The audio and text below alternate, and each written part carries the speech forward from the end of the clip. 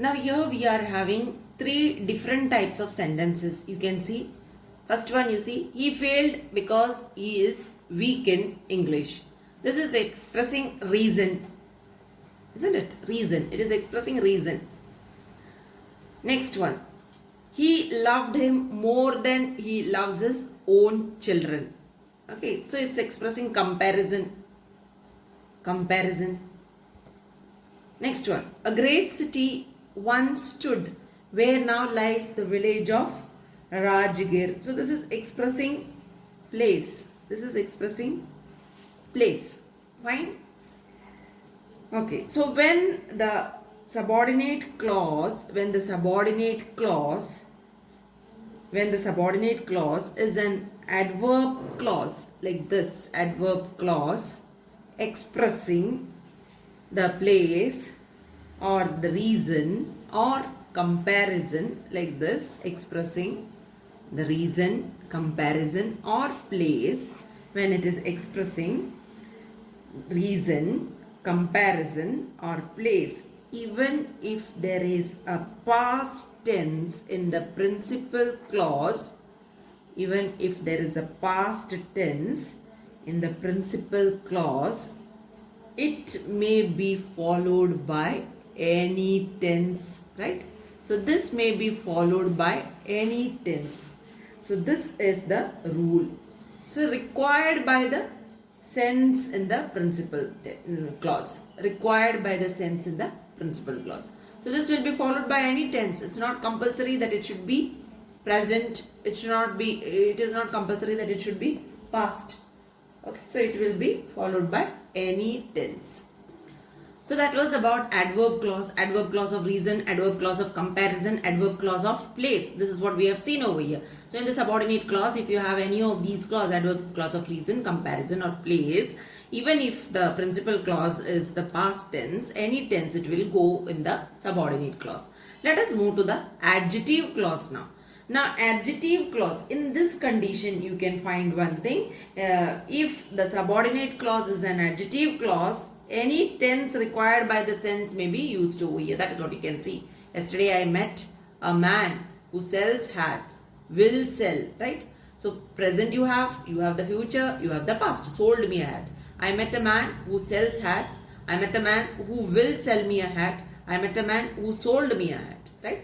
So all these three is applicable in the subordinate clause if it is a adjective clause, and if you have a past in the past tense in the principal clause, and this is how the subordinate clause will be. It will be either the present, the future or the past.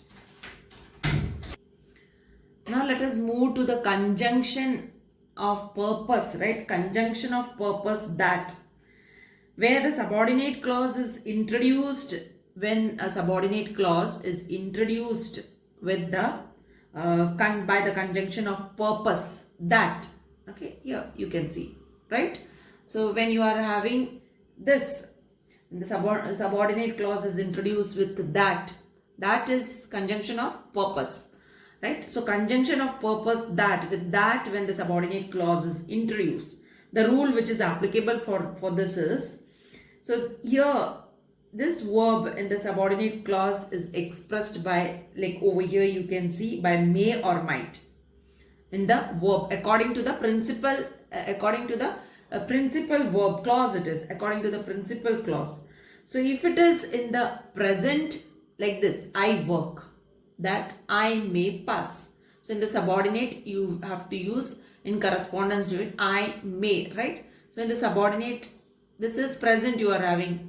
In the principal clause you are having present. So see, the subordinate you use may, and here you have the past tense in the principal clause. So in the subordinate you have might.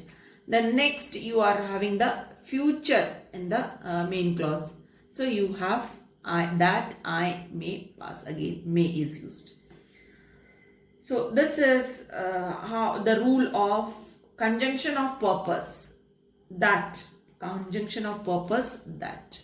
Okay, so when you have conjunction of purpose, that, in which is introduced before a subordinate clause, Okay, then it is expressed by may or might as the verb in the principal clause is. So according to the verb in the principal clause, if it is in the present, if it is in the past, or if it is in the future, this is how it goes, right? So if it is in the present, may will go in the subordinate. If it is in the past, might will go in the subordinate, and if it is in the future, again may is going along with it, right? Let us move to the next. Now next one. Next is a future tense is not used when in the subordinate clause, when the subordinate clause is beginning with these words: when, until, before, after.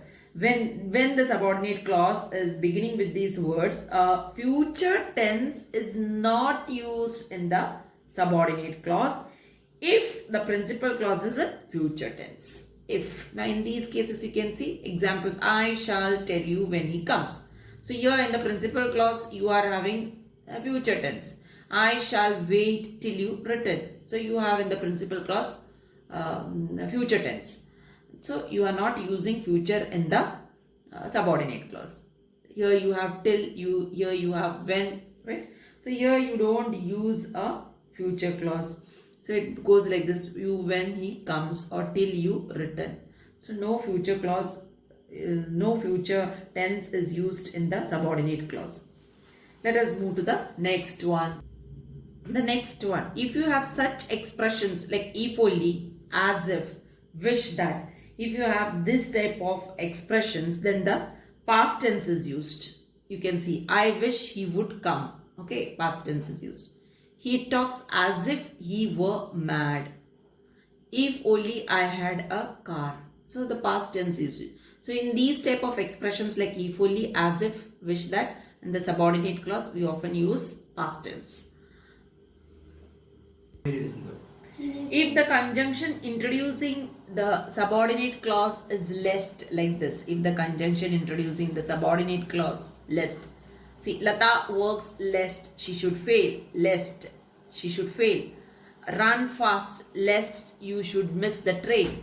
So if the conjunction introducing the subordinate clause is lest, it is followed by should. It is followed by should, like this, right? So here, Lata works lest she should fail. Run fast lest you should miss the train. So this is one rule which you have to note down. Then let us move to the next. Now see over here, when a subordinate clause is introduced by as though, as if, like this, as though, as if, when it is introduced by, she pretends as if she were blind.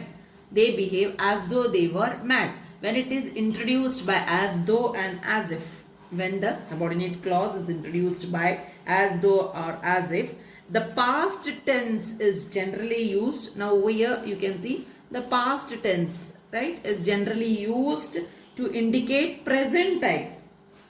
Okay, she pretends as if she were blind. So past tense.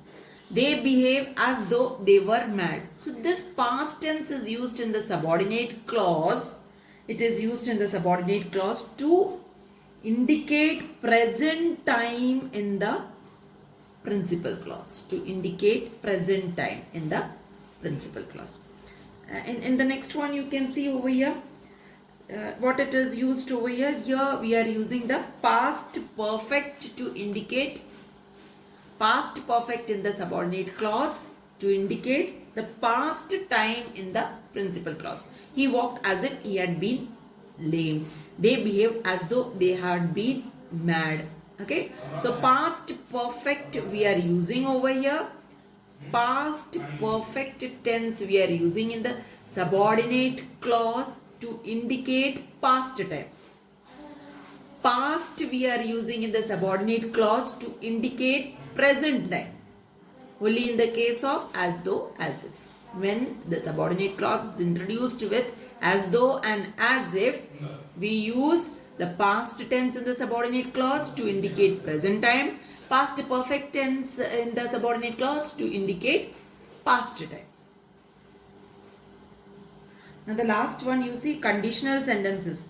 conditional sentence type 1, conditional sentence type 1, the tense of the verb in the principal clause is future. See over here in the principal clause. Now this is the principal clause over here, main clause. So here if it is in the future and that of the verb here in the subordinate clause is present. So this is what you can understand. So this is in the future with type 1 conditional sentence it is. Okay, type 1 and conditional sentence, the main clause is in future in the future tense and the subordinate clause will be in the present tense. So this is the last thing. Thank you very much.